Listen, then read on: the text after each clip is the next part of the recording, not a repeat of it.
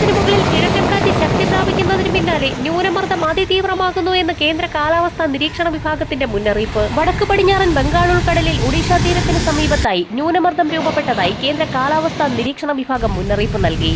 ഒഡീഷ പശ്ചിമ ബംഗാൾ തീരത്തിന് സമീപം ഇന്നലെ രൂപം കൊണ്ട ചക്രവാത ചുഴി ശക്തപ്പെട്ടാണ് ഇന്നലെ ന്യൂനമർദ്ദമായി മാറിയിരിക്കുന്നത്. ന്യൂനമർദ്ദം അടുത്ത 2 ദിവസത്തിനുള്ളിൽ പടിഞ്ഞാറ് വടക്ക് പടിഞ്ഞാറ് ദിശയിൽ നീങ്ങാനും വീണ്ടും ശക്തി പ്രാപിക്കാനും സാധ്യതയുണ്ട്.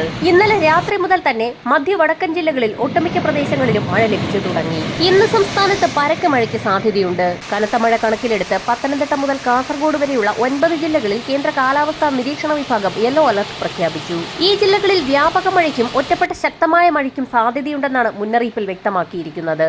സംസ്ഥാനത്തടുത്ത 3 ദിവസം അതിശക്തമായ മഴ തുടരും. ഒഡീഷ തീരത്ത് നിലവിൽ രൂപപ്പെട്ടിരിക്കുന്ന ന്യൂനമർദ്ദം ഒഡീഷ തീരത്ത് കരകയറും. ഒഡീഷ തീരത്ത് കരകയറുന്ന ന്യൂനമർദ്ദം മധ്യ ഇന്ത്യൻ സംസ്ഥാനങ്ങളിൽ അതിശക്തമായ മഴ നൽകും. ന്യൂനമർദ്ദത്തിന്റെ സ്വാധീനത്താൽ കേരളത്തിൽ ഉൾപ്പെടെ വരും ദിവസങ്ങളിൽ അതിശക്തമായ മഴയ്ക്കാണ് സാധ്യത. ഒഡീഷ പശ്ചിമ ബംഗാൾ തീരങ്ങളിൽ സിസ്റ്റം കനത്ത മഴ നൽകിയേക്കും. വടക്കൻ ജില്ലകളിലാണ് അതിശക്തമായ മഴയ്ക്ക് സാധ്യത.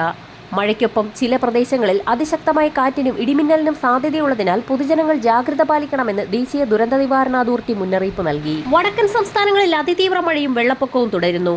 കനത്ത മഴയെ തുടർന്ന് ജമ്മുവിലെ ബിക്രം ചൌക്കിന് സമീപത്തുള്ള തവി നദിക്ക് കുറുകെയുള്ള പാലം തകർന്നു വീണു. വാഹനങ്ങളും നിരവധി വീടുകളും ഒഴുകിപ്പോയി. മേഘവിസ്ഫോടനത്തെ തുടർന്ന് 30 മരണം റിപ്പോർട്ട് ചെയ്തു.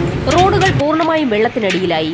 ജമ്മുവിൽ കനത്ത മഴയെ തുടർന്ന് നദികൾ കരകവിഞ്ഞൊഴുകുന്ന സാഹചര്യത്തിൽ പ്രദേശത്ത് വെള്ളപ്പൊക്ക മുന്നറിയിപ്പ് നൽകി. ജമ്മുവിൽ അടുത്ത 40 മണിക്കൂറിനുള്ളിൽ അതിതീവ്ര മഴയ്ക്ക് സാധ്യതയുണ്ടെന്ന് മുന്നറിയിപ്പ് നൽകി. അതേസമയം കേരളത്തിലും ശക്തമായ മഴ തുടരും. കേരള തീരത്ത് കടലാക്രമണം രൂക്ഷമാകാൻ സാധ്യതയുള്ളതിനാൽ കേരള, കർണാടക, ലക്ഷദ്വീപ് തീരങ്ങളിൽ മത്സ്യബന്ധനത്തിന് വിലക്ക് ഏർപ്പെടുത്തി. മത്സ്യത്തൊഴിലാളികളും തീരദേശവാസികളും അതീവ ജാഗ്രത പുലർത്തണമെന്ന് ദേശീയ സമുദ്രസ്ഥിതി പഠന ഗവേഷണ കേന്ദ്രം മുന്നറിയിപ്പ് നൽകി. കാലാവസ്ഥാ മുന്നറിയിപ്പുകൾക്കായി ചാനൽ സബ്സ്ക്രൈബ് ചെയ്യാൻ മറക്കാതിരിക്കുക.